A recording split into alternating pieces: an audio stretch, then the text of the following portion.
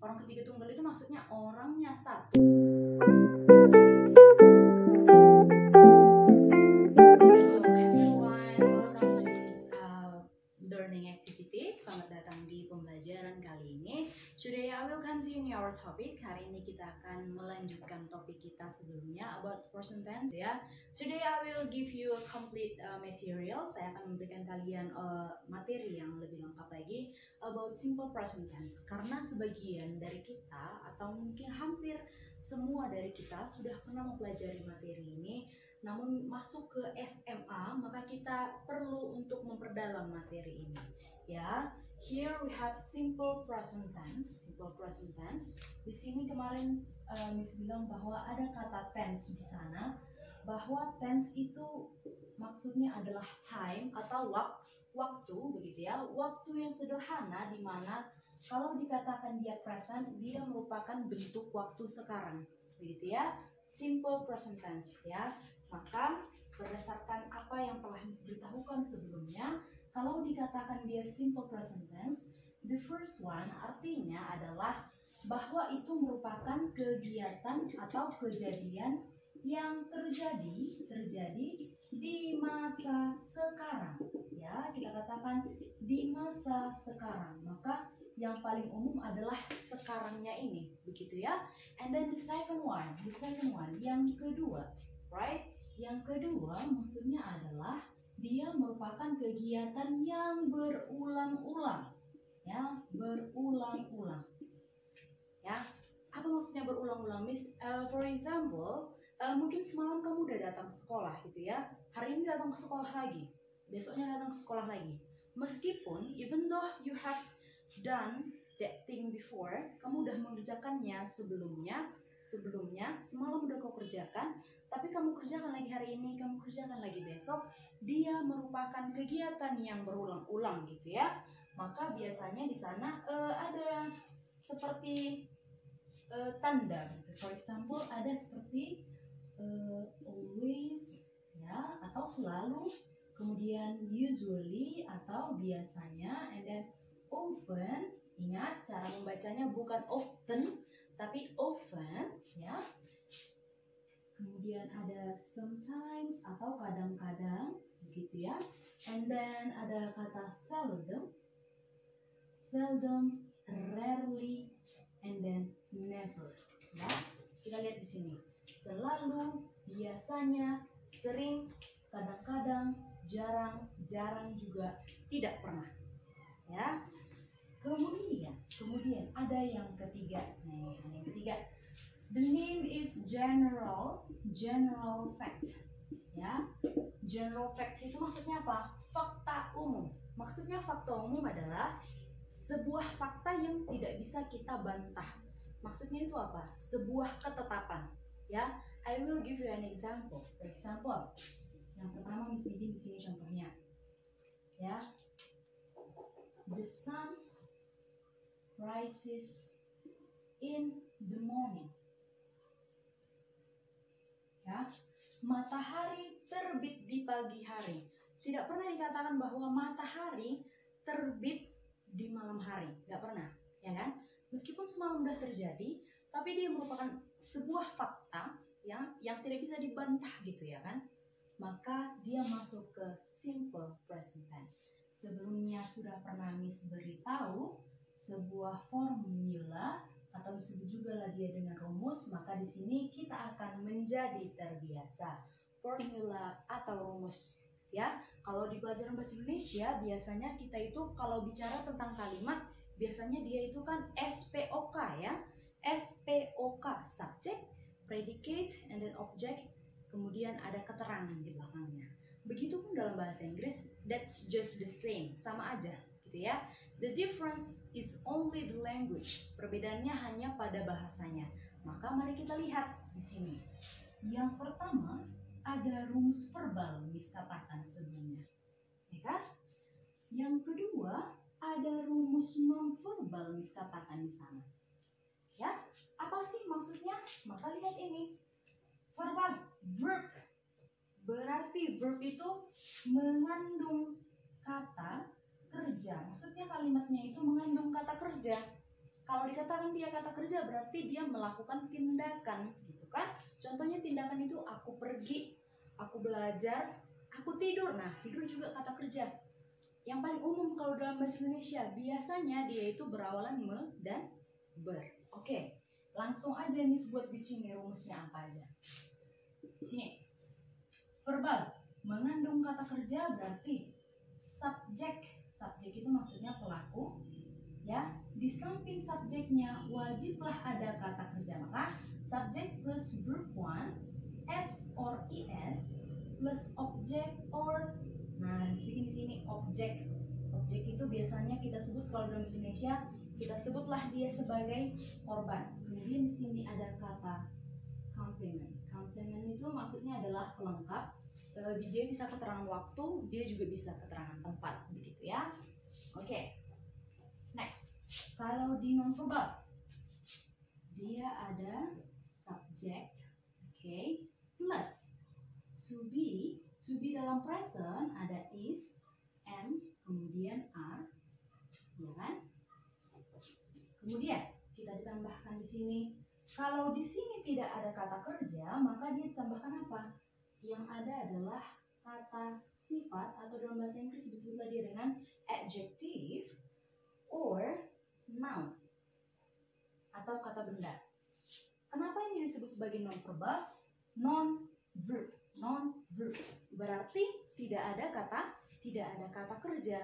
Yang ada apa? Yang ada adalah kata sifat atau kata benda. Kalau kata sifat itu seperti apa?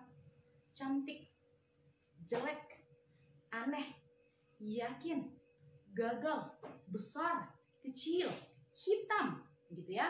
Kalau kata benda, misalnya spidol, kursi, papan tulis, jam tangan, gitu ya. Karena nggak selamanya kalau kita bicara itu kita selalu menggunakan kata kerja, enggak. Bisa aja kan kita ngomong kayak gini, ruangan ini sempit sekali, tidak ada kata kerja di sana, ya kan? Kemudian kita langsung masuk saja ke contohnya. Sebelumnya sudah kita bahas, tetapi mari kita perdalam lagi, ya. Contoh yang pertama, mereka mencuci sepatuku, ya. Before it, sebelumnya tadi Miss bilang bahwa lihatlah kalimat itu apakah dia kalimat verbal atau non-verbal. Kalau dikatakan dia verbal, verb, berarti kalimat itu mengandung kata kerja. Kalau dikatakan dia kalimat non-verbal, berarti tidak menggunakan kata kerja. Tapi bisa aja dalam satu kalimat itu ada kedua-duanya. Ada kata sifat, kemudian ada kata kerja. Bagaimana cara melihatnya, Miss? Mari kita masuk, ya. Kita masuk yang pertama. Caranya adalah langsung lihat apa yang ada di samping subjek atau pelaku. Lihat, mereka mencuci sepatuku, ya kan? Lihat yang ada di samping subjek. Kan ini subjeknya, ya kan? Mereka, apa tindakan yang ada di situ? Mencuci, ya. Maka mari kita kerjakan langsung aja. Rumusnya verbal itu adalah subject plus verb 1 plus object or complement, ya. Maka lihat mereka, maka kita buat di sini they. Langsung ikuti rumus. Siap subjek adalah kata kerja, verb. Langsung cari di kamus, Ternyata mencuci itu to wash, Miss. Hilangkan to-nya, hanya ambil wash-nya, maka menjadi they wash, ya kan? Sepatuku, my shoes. Itu contoh yang paling sederhana. Kita masuk ke yang kedua. Kami senang, lihat yang ada di samping kami, ya kan? Senang itu kan kata sifat, bukan kata kerja, juga bukan kata benda. Bukanlah tindakan, tapi adalah perasaan, gitu ya kan? Kami senang, maka menjadi kami. Maka ini kan bukan verbal kan? Maka kita ikuti rumus non-verbal. Di samping subjek harus ada to be. To be itu ada is, am, are, Miss. Maka jadi gimana, Miss? Kami senang, we. Sudah? We. Di samping subjek kan ada to be tadi Miss bilang. Di sini ada yang disebut subjek. Mari kita buat dulu to be-nya ya. Ada kata I, maka menjadi am. You, they, we gunakan are. And then she, he, it gunakan is. You gunakan are. Miss, kenapa ada dua you di sini? Satu you untuk kamu, kemudian satu lagi untuk kalian. Kamu itu maksudnya kamunya hanya ada satu orang, sedangkan kalian itu mungkin lebih dari satu, gitu ya. Kemudian ada yang disebut dengan orang ketiga tunggal di sini, ada she, he, it. Orang ketiga tunggal itu maksudnya orangnya satu, bendanya satu, nama orangnya satu, nama bendanya satu. Ini disebut dengan orang ketiga tunggal. Disebut di sini. Ya, lihat itu. Orang ketiga tunggal. Ya, kalau ada kata kerja di sini, ya, khusus untuk orang ketiga tunggal, kalau ada kata kerjanya itu ditambahkan s atau is. Yang semuanya itu wajib ditambahkan s. Tapi khusus untuk es, ya, hanya untuk kata kerja yang berakhiran s. Udah, ss, kemudian sh, ya, and then ch, ya, kemudian x, kemudian o, ya. Kalau ada dia kata kerja berakhiran s, ss, sh, ch, x, o, maka tambahkan dengan es. Contoh go, maka menjadi goes, ya.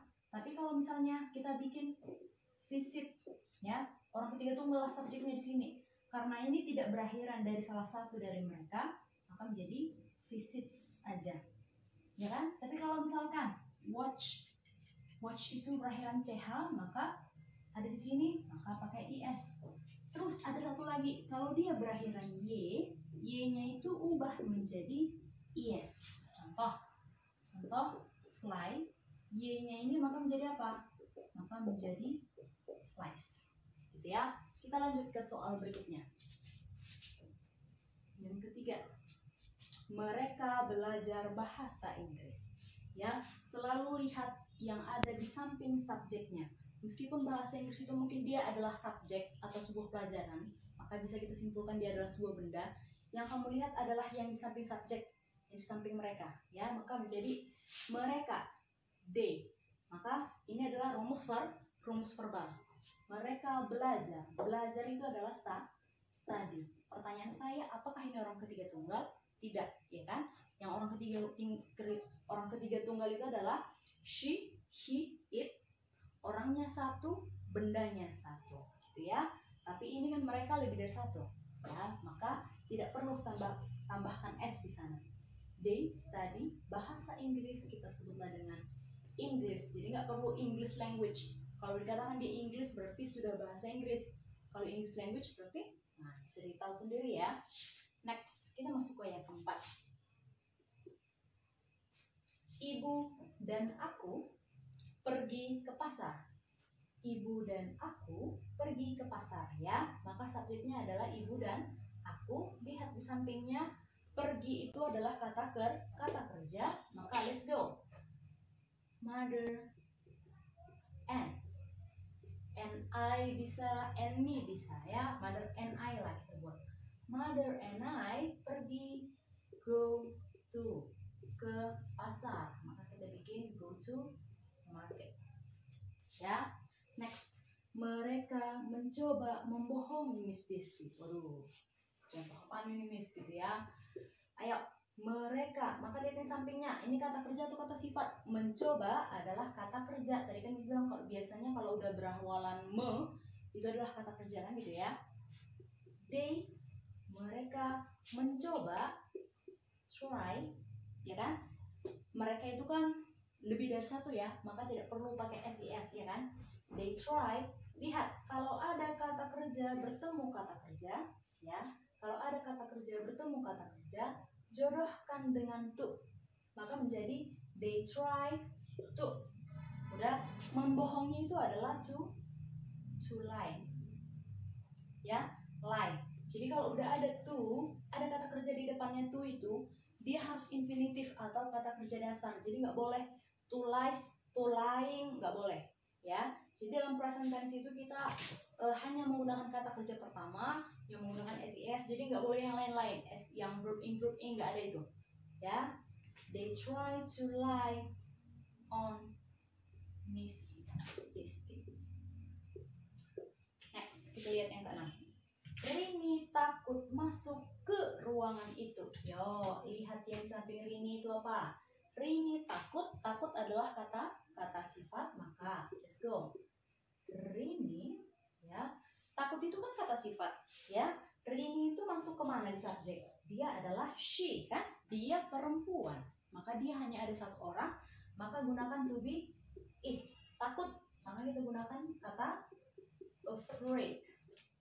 Kalau ada kata sifat bertemu kata kerja, juga jodohkan dengan kata to. Kalau ada to, maka kata kerja yang ada di depannya tidak boleh berimbuhan apapun. Maka Rini is afraid to enter the room.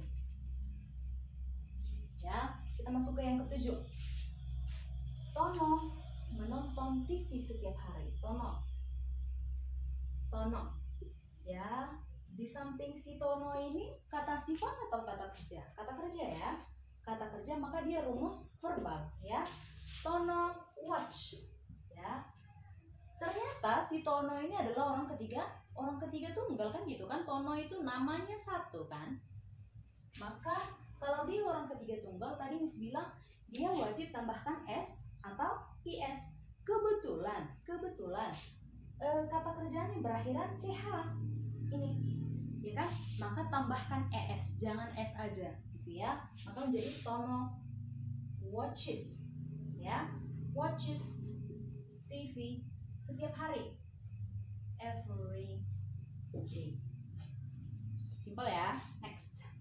Baiklah, kalau tadi kita sudah belajar mengenai bagaimana sih kita memindahkan kalimat atau bahasa yang kita gunakan dalam bahasa Indonesia sebelumnya ke dalam bahasa Inggris secara sederhana, ya. Miss pernah bilang bahwa kalau simple present tense ini adalah dia materi yang paling basic, tapi kalau udah tahu ini, ya, kamu akan sangat baik ke depannya. Kalau present tense udah baik, maka selanjutnya akan sangat baik, begitu. Terlihat sangat mudah, tapi harus benar-benar dikuasai, gitu ya. Now, I want to ask you guys, saya mau mengajak kalian to change the sentence, untuk mengubah kalimat tersebut into negative and interrogative sentence. Mengubahnya ke bentuk negatif dan ke bentuk interrogatif. Kadang-kadang kita itu kalau bicara kan nggak selamanya kita menggunakan kalimat yang mengandung kalimat positif, tapi bisa aja dia kalimat yang negatif. Aduh, aku nggak ngerti, ya kan? Itu kalimat negatif. Aduh, gimana? Apakah mereka bekerja? Gitu kan? Itu kan kalimat interrogatif. Apakah mereka bekerja? Itu kan kalimat interrogatif, gitu kan? Maka nggak selamanya kalimat itu harus selalu positif. So now kita akan mempelajarinya bagaimana, gitu ya. They learn so hard. They learn so hard. Ini kan rumus yang tadi kita ikuti, ya kan? Yang positifnya. Maka sambil-sambil di sini Miss buat sebenarnya simple. Cara ini kita bikin sebagai positif, and then the negative, ya. Biasanya kalau negatif itu pasti ada kata tidak atau not, gitu kan? Maka lihat di sini Miss bikin ada cara cepatnya sebenarnya, tipsnya, gitu ya. Kalau dia di kalimat positifnya itu mengandung kata kerja pertama tanpa SIS, maksudnya adalah yang di samping si subjek, ya. Oke, tidak ada SIS-nya, maka bantu dengan do atau don't. Don't untuk negatifnya, sedangkan do nanti di kalimat tanyanya, ya. Kalau kata kerjanya itu mengandung SIS, ya, ada SIS-nya, maka di kalimat negatifnya gunakan does not atau disingkat menjadi doesn't. Kemudian di interrogatifnya gunakan does, ya. Kemudian kalau ternyata nggak ada verb one dan verb one SIS, lihat to be-nya. Gampang aja, tinggal tambahkan kata not. Maka kalau disingkat is menjadi isn't, am tidak bisa, am not aja, gitu ya kan. Sedangkan are menjadi aren't. Mari kita masuk ke sini. Di samping si they ini, ya, ada kata kerja pertama tanpa SIS. Maka kita bilang tadi bantu dengan do atau don't. Maka ikuti kalimat ini, kalian yang melihat rumusnya sendiri, ya. They, udah, langsung ambil don't-nya. Maka menjadi they don't, ambil learn-nya. They don't learn so hard. Ya kan? Kalau di sini tadi mereka belajar begitu keras, maka di sini menjadi mereka tidak belajar begitu keras. Mungkin mereka malas gitu ya. Next, di interrogatifnya, apakah mereka belajar dengan sangat keras begitu ya? Maka ambil ininya, hilangkan notnya, ya kan? Maka hilangkan notnya, tersisa do. Kita buat karena paling depan, kita bikin dia huruf besar. Do they? Apakah mereka belajar begitu keras? Learn so hard. Jangan lupa apa? Jangan lupa question mark atau tanda tanyanya. Next, kita masuk yang kedua. Ini kalimat positif.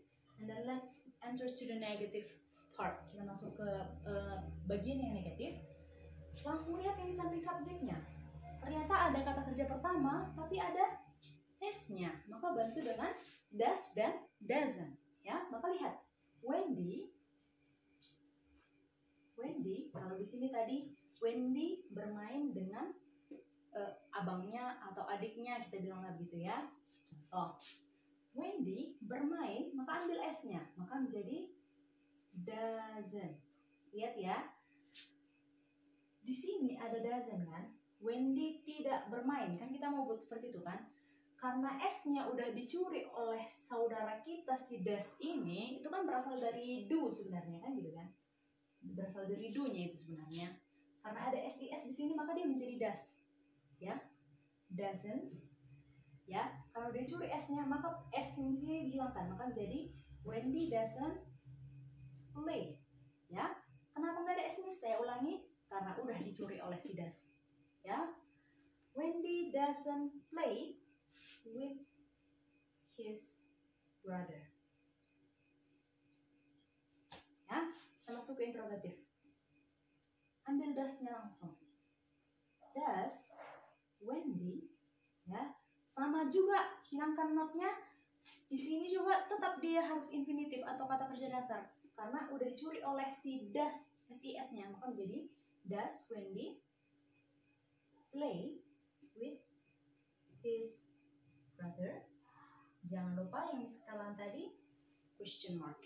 Ya, next number 3. Ini kalimat positifnya, kita masuk ke negatifnya. Langsung lihat yang ada di samping subjek, ada M. Nah, seperti yang Miss bilang tadi, kalau ternyata di sampingnya subjek itu adalah is MR, bukanlah kata kerja, maka tinggal tambahkan not. Tambahkan not pada to be-nya itu. Ya, jadi jangan langsung I not so happy, jangan. Melainkan I am not so happy to sing. Ya, kalau tadi di sini aku sangat senang bernyanyi. Sedangkan kalau di negatifnya aku tidak begitu senang atau tidak sangat senang, tidak begitu senang ya, lebih cocok ya. Saya tidak begitu senang bernyanyi, gitu ya. Sedangkan di interrogatifnya maka ambil ini. Ada beberapa yang berkata begini bahwa tidak cocok bertanya terhadap diri sendiri. Maka di sini apakah aku sangat senang bernyanyi? Gak cocok kan? Masa bertanya sama diri sendiri lagi berlari, apakah aku sedang berlari?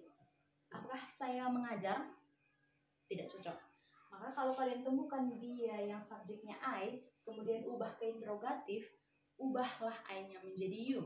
Karena ubah I-nya menjadi you, M juga kita ubah menjadi apa? Maka ubah menjadi are. Are you so happy to sing? Oke ya. Selanjutnya, Miss akan berikan contoh-contoh soal lainnya. Untuk perhatiannya, I will say thank you to all of you guys.